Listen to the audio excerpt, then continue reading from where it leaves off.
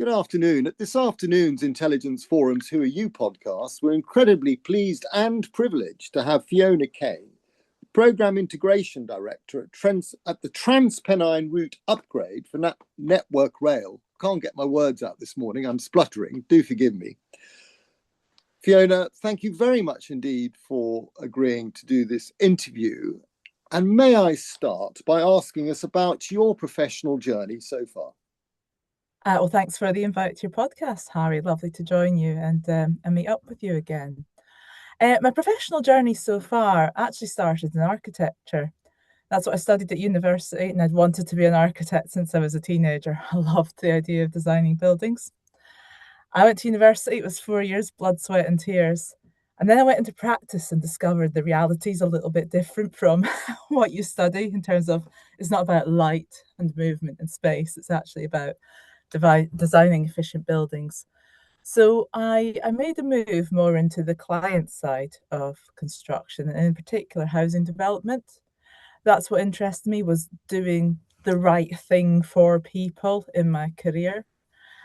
And what really piqued my interest was social housing. So improving social housing and getting it built. So I worked my way up to effectively a client project manager, and then got into supporting more innovative development solutions. So how do you take a site and fund the council or find someone to build appropriate mix of homes to build a good community? Did that for a while, and then I just, in my mid-30s, thought, fancy a change. And really, I fancied cutting down my commute, which ended up into a bit of, if you can't beat them, join them. I looked at the rail industry and thought, I've got some transferable skills here, actually, in terms of the projects that the railway is undertaking at the time, which was Great Western Railway. They were going through a massive period of change with the electrification that was underway.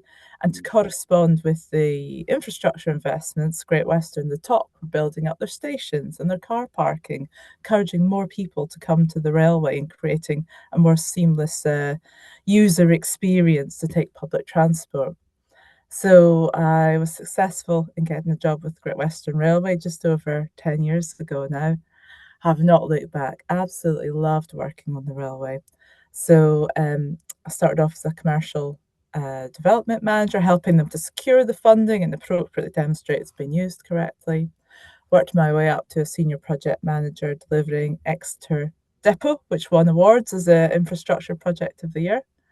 And then I joined a Transpennine Route Upgrade. I actually joined Transpennine Express, who were part of the same parent company as Great Western at the time, taking those lessons. Many of us moved, taking those lessons from Great Western electrification up to the kind of emerging Transpennine Route Upgrade.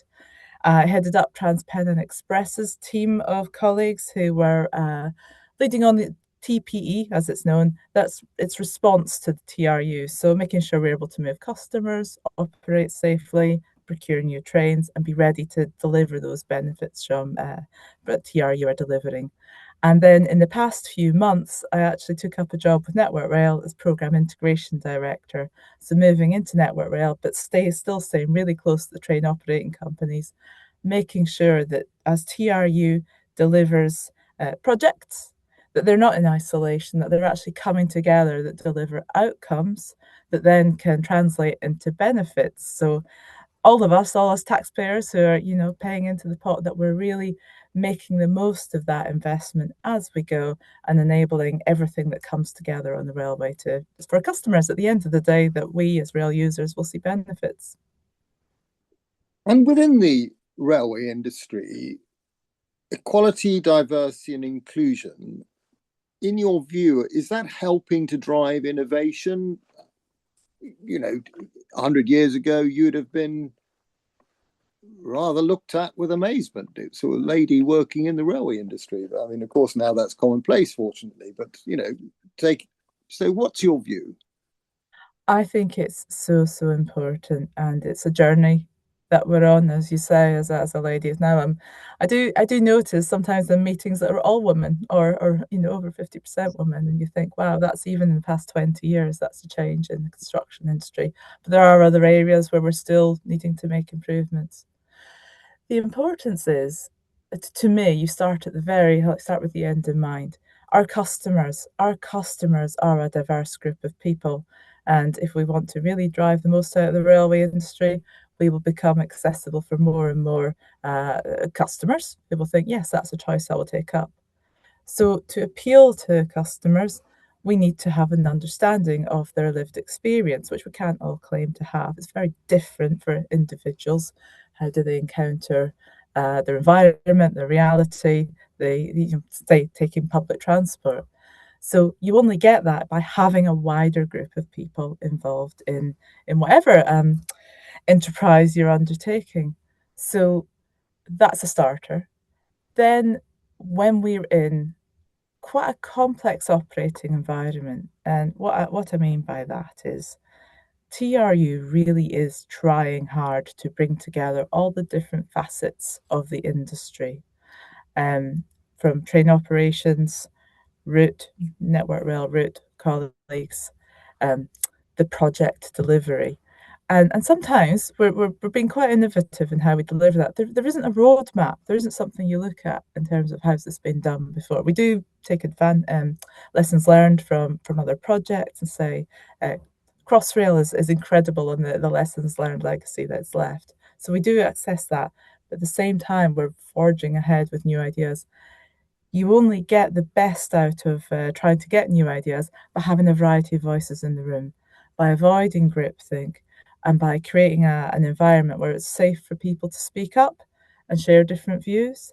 And that's what I think we're really, really doing on TRU is encouraging challenge, encouraging debate, and the benefits you get by broadening the sphere of people who are involved in something through their different characteristics is important both in that debate and both in understanding those user experiences that the diverse group of people that use the railway will have each and every one of them.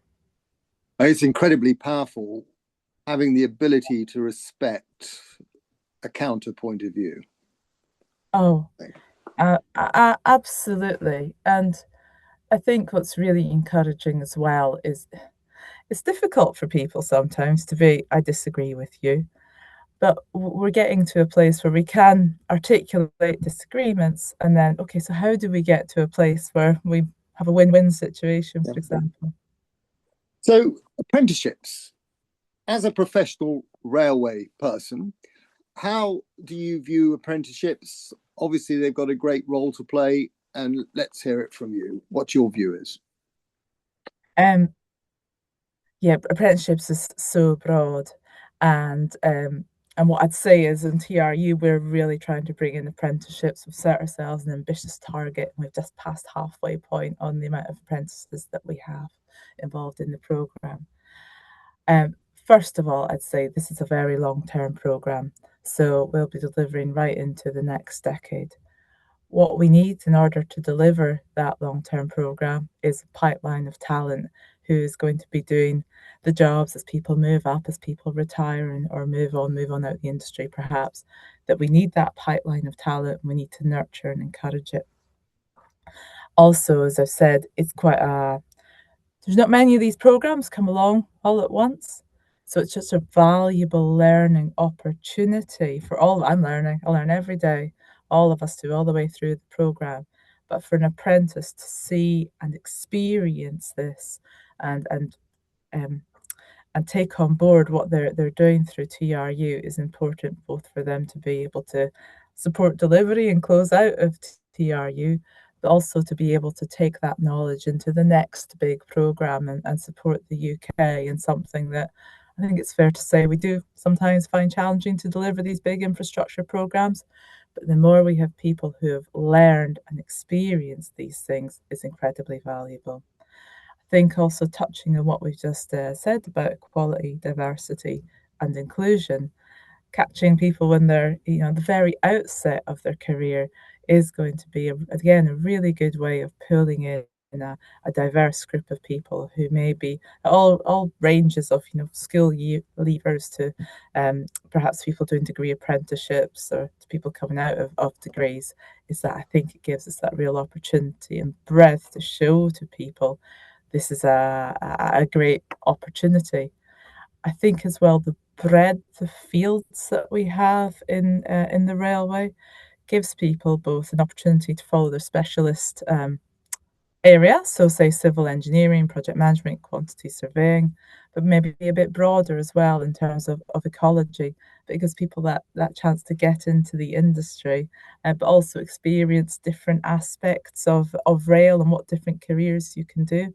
So I think we're giving people such a huge breadth of opportunity. And yeah, I've just found our aim is to take on 590 apprentices on the railway, and we've actually the halfway point was 346. So it's really incredibly exciting. And I work alongside some of them, and it's just fantastic to work with such a group of engaged and people who bring a bit of pizzazz to work. I think it's really sort of keeps you young as well, doesn't it, when you're working with a sort of younger cohort. So really does bring that, again, as I say, diversity into the workplace. So it's great to bring them in at this stage.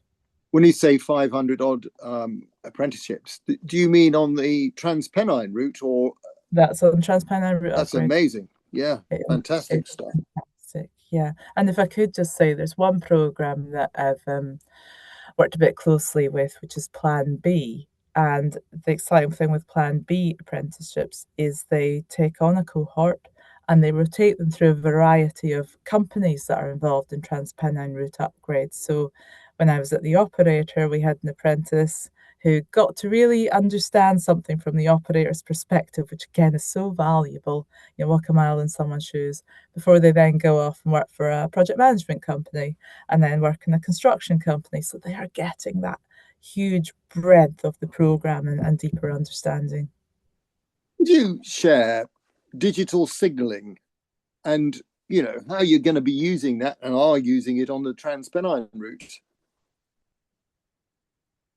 Well, we aren't using it at present, and let's just be really clear, because I guess that even in railway terms can mean have many different meanings, can't Yeah. they? So when you say digital signaling to me, I'm not thinking of the sort of opposite of semaphore signals. I'm thinking of the next iteration, which is ETCS, or European Train Control System, and that will bring at the moment the driver is looking out of the cab window to see signals. That will bring the information to the driver on board into the cab. So that's into the future, that program. It's subject to future funding, and it would be at the back of the program, so it'd be early to mid 2030s that we're delivering it. So it's not in board at present, but we are working on it because it's such a change for the railway. We need to start work at this stage in order to realise it in the 2030s. So going back to what is ETCS, it's a European standard for that digital signalling on board the cab. It supervises the train speed and movement, and it supports safety and enables the trains to work seamlessly across the rail network where digital signalling is enabled. So we are at the development stage. And what's really important as well is we're learning from the wider industry. So there are some pockets in the UK of digital signalling in various degrees of how it's been deployed. So we're really hoovering up the lessons from across the industry to inform our programme of works into the 2030s. And thank you for that. Another question I'd like to ask you, and it isn't a loaded gun when I ask it, because, the street I live on in London, there was only last week a road incident where somebody was badly hurt.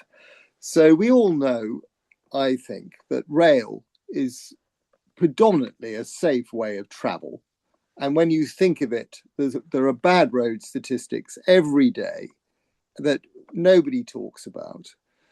So when I say to you, how is work going on delivering a safer railway for railway workers and passengers, I don't mean the assumption is it's a very unsafe system, because that is not where I'm coming from at all.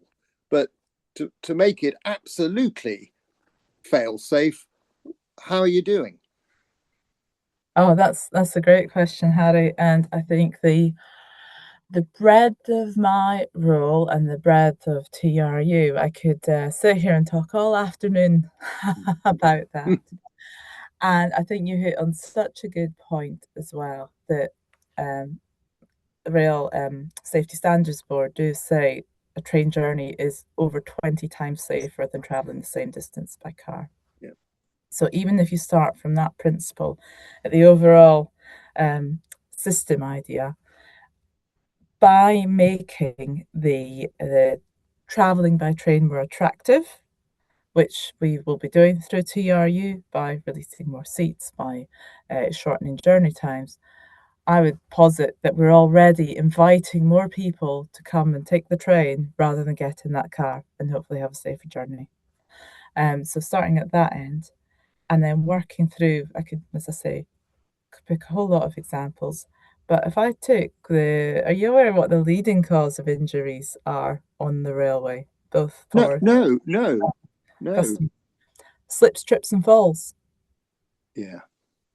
So, um, you know, a lot of steps. Well, the nature of our railway means you have a lot of steps up and down to platforms Yeah. to get from A to B. The nature of human habit, which hold my hand up as well and say, sometimes you're rushing. Yeah. Sometimes you're rushing for that train, you haven't left enough time, or something happened on the way to the station. People will rush. Sometimes you have more bags than you'd ideally like. You have things in your hands. Sometimes you have a mobile in your hand. And I'm very mindful now and put in my pocket whilst I'm up and down the stairs. But there are many different factors that can cause that slip, trip, or fall. And they can range in severity to the extreme worst kind of case outcomes. So that's the leading cause of injuries and incidents. So I think there's a lot on TRU that we will be doing to mitigate against that. So um, the stations, all of the stations on the TRU corridor will have interventions. They'll become much better stations, better lighting, better information. So how's that contribute? Better information. If you're clearer which platform you're going to, you can see which platform it is. That will stop you rushing about whilst you're on the station. Um, Lifts and improving the access and egress to the station. So by improving the how you get from A to B on the station, again, should mitigate against some of those slips, trips, and falls when people are taking the steps with their luggage when they could, in fact, take a lift, should help address that. So we've worked really closely with across the industry, so Network Rail, train operators, local authorities, user groups, what is needed on our stations, and taking that on board, built it into our design guides, and we're progressing with those station improvements that really will, I think, tackle slip, trips, and falls, but also other areas of safety. And again, as I say, could talk about safety all afternoon.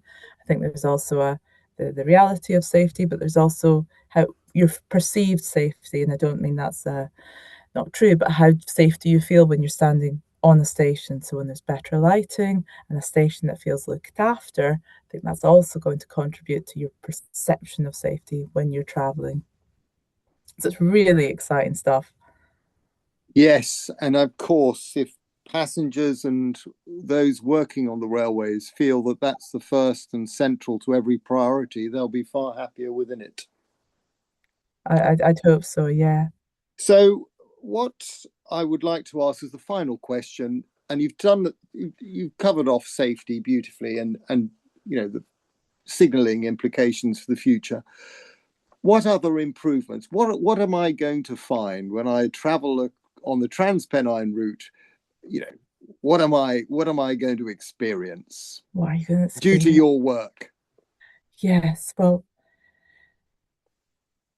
the thing with TRU, we're really trying to make it benefits and outcomes driven. So I can tell you we're going to cut the journey times. So between Manchester and York, that will be by 14 minutes, Yeah. and 8 minutes leads to Manchester. And what I think is really, really interesting to think about when you translate that, because that question, what does that mean? Well, um, when you've got a small child and you work, that window of opportunity when you get home to them going to bed is already quite small. Maybe it's 2 hours if you're lucky. Yeah. So, so 15 minutes is actually a huge improvement on that time. Or not even if you're, motivated by children, but say in the morning and you're getting ready, 15 minutes extra in bed is also very, very nice. So we can make a difference to people's lives in terms of some of these improvements. What we'll also be doing is improving reliability. So your train is more likely to be on to turn up and to be on time. You can expect more chance of a seat, so we'll increase passenger capacity by 30%. Um, we'll deliver up to 6 fast trains an hour, so you should have more choice in terms of getting between these fantastic northern cities that TRU serves. We'll also be electrifying the route, so it's not we've hit 25% electrification already, but the whole 70 miles will be electrified at the end, which, as a customer, you might not experience a huge amount of difference, but as a say you lived by the railway, you'll notice potentially less particulate, and also overall, it's going to be contributing to removing greenhouse gases. And then also, as a taxpayer or a user or a local resident, we're looking to enable up to 15 new freight paths per day, which could, in theory, remove 1,000 lorries from northern roads. So again, you will really experience that. And again, I've touched on the stations. So it'll be 23 stations that we upgrade, and also 285 bridges and viaducts. Wow. Yeah, That's amazing stuff, isn't it? I mean, it is I phenomenal. I won't go on because I'm sensitive to time constraints, but when that must have created a lot of employment, a lot of hope and opportunity for many people in the rebuilding of this railway. So well done to you all, and thank you very much indeed for your time today. It's been a great pleasure. I just will sign off by saying, because of my age, I remember as a child the electrification, using the word electric, of the West Coast Main Line. And I remember particularly Wolverhampton, where we lived, that, it was like a revolution. Electricity does that, doesn't it? It really Absolutely. does. It's sort of the acceleration and the pace of the trains and the smoothness of the ride. It's awesome stuff. I'm going on. I'll stop. But thank you so much for your time today, and I'll look forward to keeping in touch. Thank you, Fiona Kane. Thank you. Thank you, Harry.